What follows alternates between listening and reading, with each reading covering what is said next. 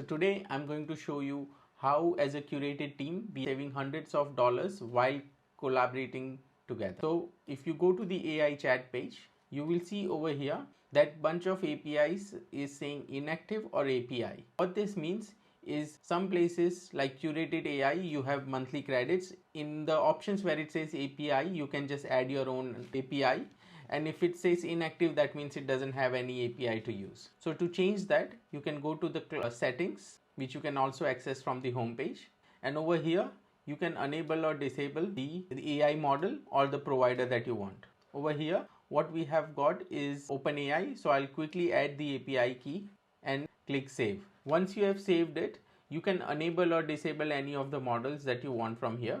I'm going to keep all of them enabled, and then I will some of the other models I don't want. What I'll quickly show you as well is how you can enable the team allowances. So if you have team members, what you can do is you can enable team allowances. So over here you see enable team limits. You can enable the team limits, set the frequency, the provider you want, and the models you want to give access to. How much limit do you want to give them for daily basis, and then simply add the member, and you can see it over here.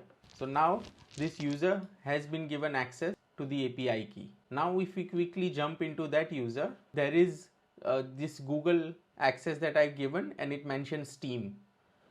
Team over here, OpenAI, it mentions team. That means that this API key has been shared by somebody else, right? In this case, my other account shared it with this one. So this way, if I send a message using one of those models, let's say I'll pick 4.1 nano, and I just say hello. As you can see, it comes back with a quick response, and you will be able to see that use my allowances as well. So if you go to the settings, and if you go to the service provider, if I open up OpenAI, you will see the shared API key option.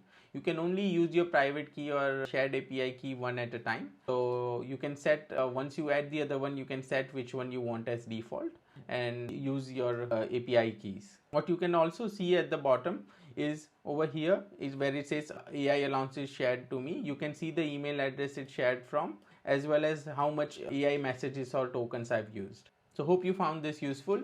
Next time I'm going to go into details of how to create AI prompts and use it on different platforms, as well as creating your agents.